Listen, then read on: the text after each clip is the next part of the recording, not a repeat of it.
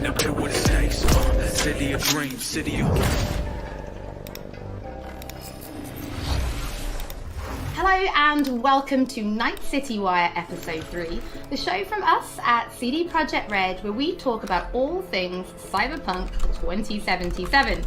In today's episode, we're going to start by taking you on a tour of Night City in a new gameplay video and have a chat with senior level designer Miles. Then we're going to introduce you to the gangs of Night City in another new gameplay video and have a chat with Mateusz from our quest team. Then before we finish today's episode, we're going to give you a look at some of the incredible finalists in our PC case modding contest. And we have some information that PC players have been waiting to hear. So let's get started. It's time to take you on a tour of Night City.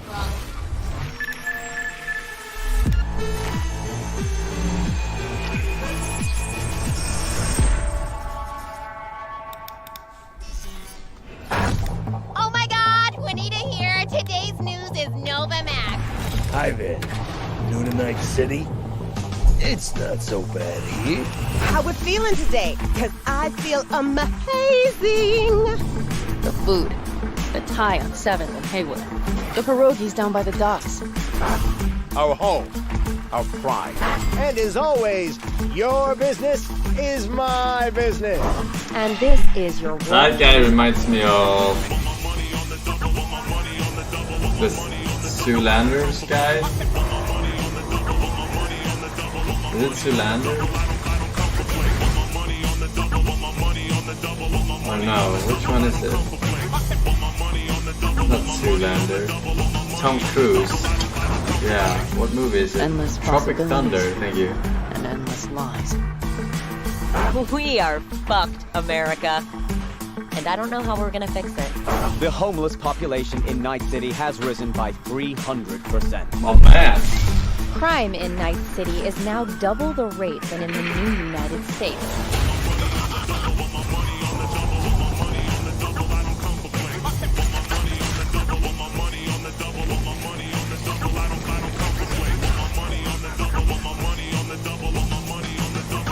You want to be some kind of hero? That's a fight this city won't let you win. On your own, you're fucked.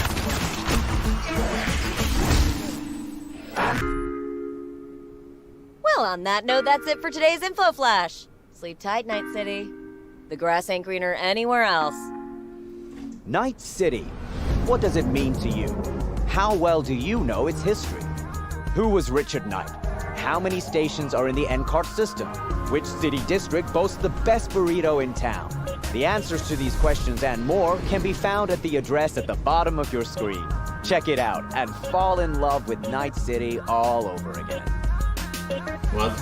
She pulls my trigger, got me up all night. It's a danger play here in Night City. Welcome to Uganda. November 19th. Well, since Night City is one of our stars of this episode, there is actually quite a lot to talk about. So let's start at the beginning. How did Night City come to be? Because yes, it exists in the world of the tabletop, but how do you take that and make what we've got now? Well, yeah, as you can imagine, making a city that is as big and complex as Night City is quite the ambitious project. First off, we sat down and we were really considering what is it that we wanted to do with Night City. In a way, Night City is the star of Cyberpunk, right? It is one of its main characters. We wanted to make a city that is very, very believable, right? I mean, the word immersion gets thrown around a lot, but really, we wanted you to be able to dive into it and feel like this is a real place. And then secondly, we also wanted to provide enough variety between districts so that exploring Night City would always be fun, right? There's no point in making a city that is all same-ish, and you know, it doesn't really matter where you go because once you've been through one district, you don't even feel tell like what this is? I don't even know. So for that, we first off started taking a look at the real-life geography that Night City is located on, and that would be on the coast of California. Knowing that Night City would be a coastal city gave us a bit of insight into what we would expect from the city layout. You'd expect the port, you'd expect huge industrial areas that would facilitate this kind of trade that you would assume a city of this type would have with the world. And then we went through into several districts, 6 of them, and some of them are based on the original lore. We decided to give their own characteristics in terms of architecture, their demographics, the kind of people that would live there, and also the function within the city. Each of these districts, in turn, we divided into further sub-districts, which we further characterized using the more grand theme of the larger district. This process, I think, has resulted in a city that feels quite alive, has a lot of character, where each district feels like its own distinct zone without feeling separated from the larger picture. And that results in something that allows the player to easily navigate even the complex concrete jungles of Night City simply by looking around and always having a rough idea where you actually are. But Night City is clearly so different from anything we've ever created with The Witcher. Can you give us some idea about, or some insight into just how big and like how densely packed Night City really is? Yes, so I'm not exaggerating when I'm saying that Night City is easily the most complex thing that I or the others have worked on. The city is super organic, right? It's not like a chessboard layout, but the layout of the city is crazy, and you can tell that it grew in phases, right? Where buildings have been built on top of each other, and I guess the mega buildings that we have showcased are a great example of this. You'll actually see that they are located on some kind of pillar, you know, and then expand outside and then up high into the sky, and underneath it you'll have space for other buildings. This yields a lot of interesting experiences when it comes to exploration, and that's the one thing I'm most excited about for players to experience. We've been saying that our exploration is super vertical, right? But what this really means is that it changes the way you explore the city. Compared to our previous games, you won't be able to easily set out on a target in the distance, right? You won't be able to say, oh, there's a castle on a hill over there, I'll try to get there, and then you'll be lost on the way. But here it's much more intimate, much more moment to moment. You might be roaming the cities and get a call by your fixer who informs you about a job nearby that you might be able to do, right? Or you find an alleyway and you walk down one of the many alleyways that the city has to offer, and it's always a surprise. You don't know if you might stumble upon some gangers hanging out that are up to no good. Sometimes, and these are the moments that I often get surprised with, you'd even stumble upon the odd elevator that is meant to connect parts of the, you know, different layers of the city. And it's quite astonishing sometimes to see where you come out when you enter one of these and, you know, find that, oh, this is actually how it connects to the world. That's crazy. And now I'm here, and now I know there's a shortcut that I can take. Again, this all serves to really enhance this sense of wonder that we all come to love from open world games, and the whole city is built to cater to that. I mean, you guys have really brought Night City to life, and I really want to make a point of that. Yeah, it is a living, breathing city. So as a level designer, can you give us some insight into those little touches that you guys have made? Because I hear you guys have even been placing rubbish by hand. Oh yes, we've been placing quite a bit of rubbish, and that's certainly one of the more glorious parts of being a level designer or an environment artist, where you get to litter the streets that you've spent time building with the garbage. But it's details such as this that we find really important to make the city feel alive, and also we take great pride in the process of making this, right? We have a lot of fun actually placing a lot of what we call mini stories, right? These are little encounters that you can find when you simply walk along the streets. Of course, we have huge quests, right? Side quests, we have lots of side activities that you can do, but it always is nice to just kind of stop down for a minute and take a look at your surroundings that we have so lovingly created, and try to see if there maybe isn't something that you can be a little detective for. Now, one other thing that I think is really cool is also the fact that we have actually named every single street in the city. So not only will NPCs be able to communicate their locations or the locations they want you to visit by sort of referring to the street names, that cool? But also you will be able to talk to your friends about it in that way, right? Have you been to Poplar Street in Japantown, for example? And I think this is a small detail, but the philosophy that we have with these kind of things is that, you know, many small things contribute to the sum of it, They which had it in is GTA, hopefully no? then you being able to Already. explore a city that you feel is truly alive and that you haven't been experiencing before. Well, Miles, thank you so much for giving us your insight. I suppose when the game launches, you could be an official Night City tour guide instead, right? I might be, yeah. You know, if this game dev thing doesn't work out for me, I might retire and become a tour guide in Night City. Don't forget that if you are tuning in late or if you just want to watch anything again, we will be uploading everything to our channels soon. Now, from the 6th Street to the Valentinos, it's time to introduce you to the gangs of Night City.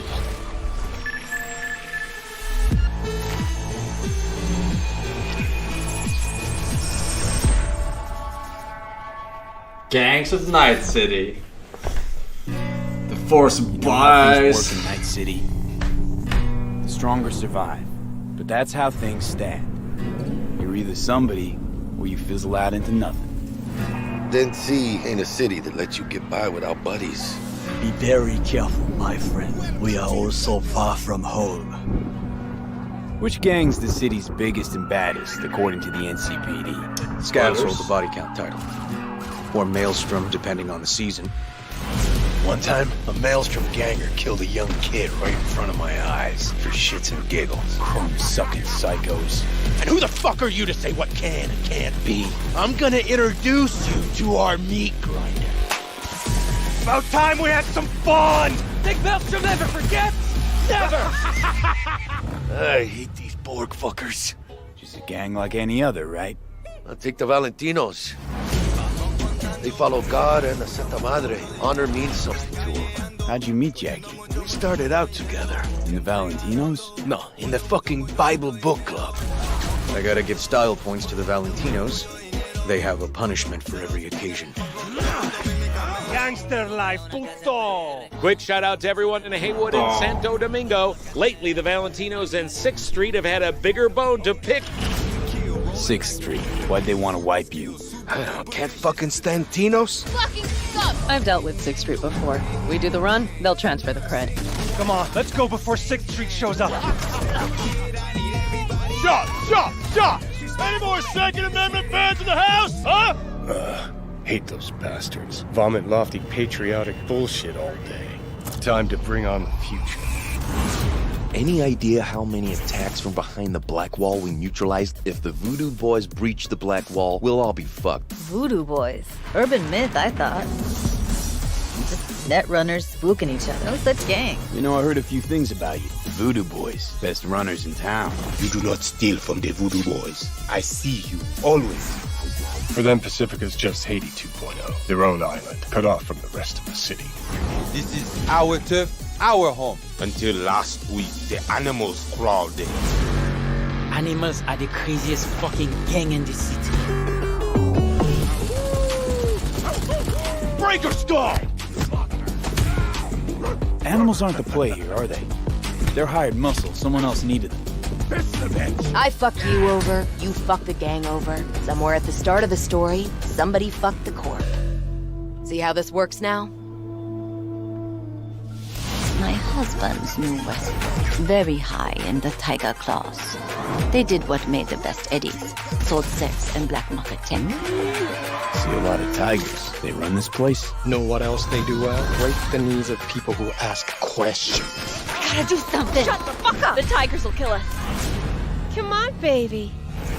Tiger claws killed one girl too many, so people took matters into their own hands. Folk went ballistic. Girls, pimps, outcasts, the whole freak show. It's how the Mox got started. Think you're some kind of gangoon now, huh? Us Moxes have each other's back. We look out for one another. You looking for some company tonight? How'd you hook up with the Mox? I thought Susie and the gang could really change something in this city. Moxes and nomads don't seem so different. Both seem to yammer a lot about community, solidarity. Tell me about the Badlands. Not much going on out here, huh? Au contraire. This is an ecosystem. Nomads, Raft and Shiv, corporations and drifters, they form a complete whole. Remove one part, the delicate balance topples. Here in the Aldecaldos, it all stays in the family. 15 gangs. Classic dilemma. What comes first? Family or the outside world? This family will go to hell and back. Everyone in this city lives in their own bubble, and either you fly high or sink into quicksand.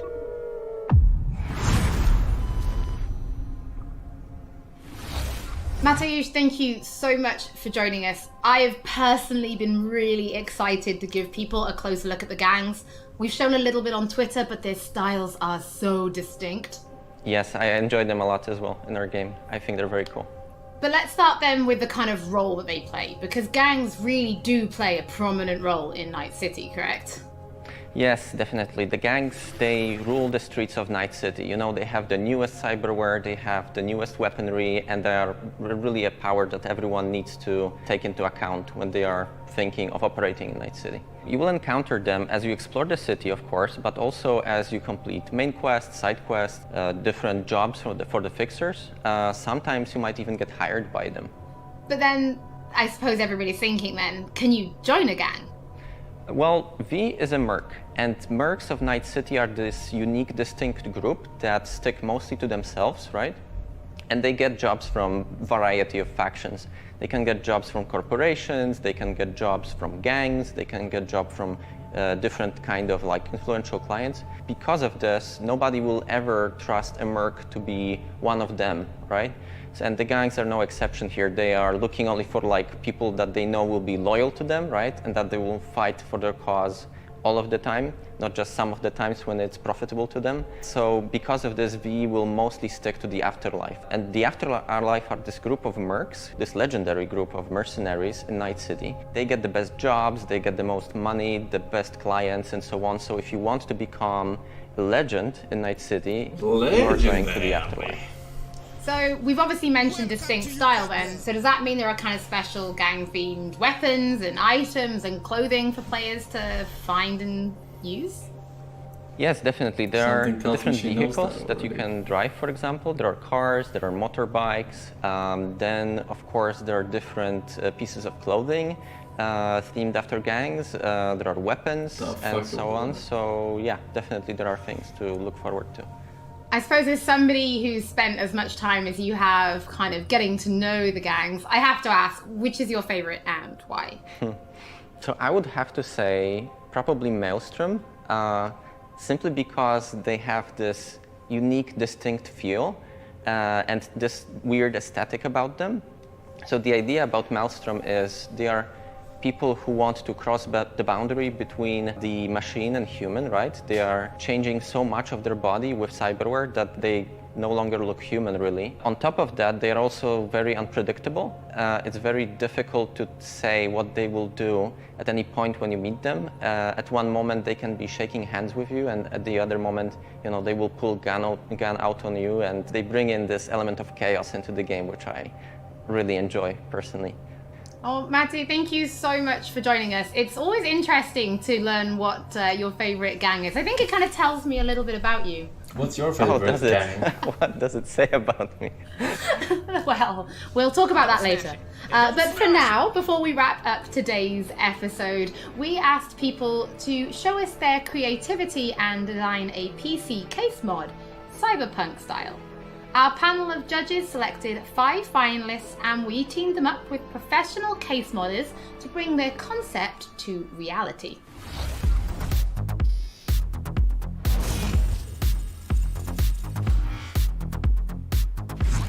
These 5 amazing designs will be fighting for the main prize, an Alienware Aurora PC along with other awesome gaming peripherals, brought to you by our partners Alienware, Nvidia, and SteelSeries. Let's see the mods. I absolutely love this one. The whole aesthetic works with each other. Absolutely next level. Honestly, kind of terrifying.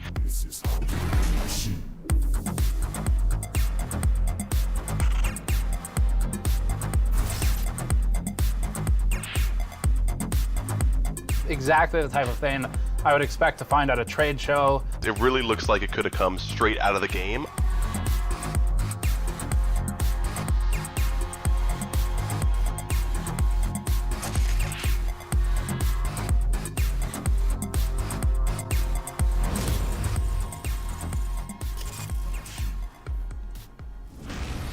To watch the full PC case modding video and to get more information about when the winning design will be available Honestly, on this charity game looks auction, pretty stay tuned sweet, to our social but I media mean, channels. it's taking Looking at for those fucking PC case ever, mods, dude. it reminds me that we do have one more thing to reveal. If you're going to be playing Cyberpunk 2077 on PC when it launches this November, we do have some specs to share that I think some of you have been waiting for. The minimum system requirements for Cyberpunk are a Windows 7 or 10 PC, an Intel Core i5 3570K or AMD FX 8310, 8 gigs of RAM, and an NVIDIA GeForce GTX 780 or an AMD Radeon RX 470. In the storage department, the game will take up roughly 70 gigs of space, and although it will run off an HDD, we do recommend an SSD. As for the recommended specs, you're in the green if you're rocking Windows 10, an Intel Core i7 4790 or AMD Ryzen 3 3200G. I have no idea what this means. 12 gigs of RAM and an NVIDIA GeForce GTX 1060 or AMD Radeon R9 Fury. Thank you so much for joining us for episode 3 of Night City Wire. Don't forget that if you've missed anything or if you just want to watch again, we will be uploading everything to our channels shortly, and we will be back soon with episode 4.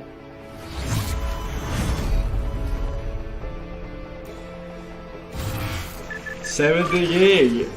Very nice. Honestly, I think that the game looks very good, and I think that they will probably do a good job of not making it repetitive, right? The Witcher had like different cities and stuff, right? So, and like you rode between them and stuff. Now that there was only one city, my first thought was that it would get a bit repetitive, but I think they're good. I think they're good. Many districts, and not just like horizontally. Apparently, it's vertically pretty. You know, I'm not gonna say tall or high, because I think it also goes underground, right?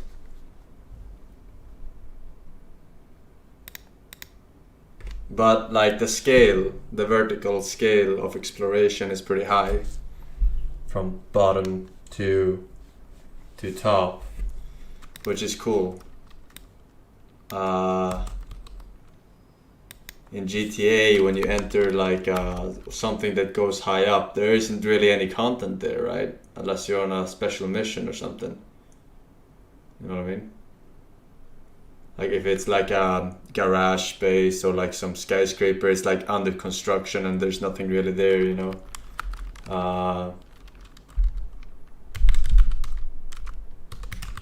But apparently there's like a lot of random encounters with like mini stories. Not a mission, but like a mini story, so to speak. Whatever that means.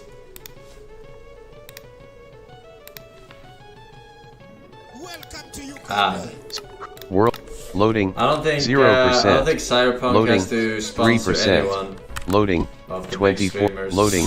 53%. Loading. Done. I don't think they have to sponsor Game menu. a single one. Title. World. Loading. 0%. Loading. 0%. Loading. 20. Loading. 58%. Right, anyway. Loading. Game menu. Options.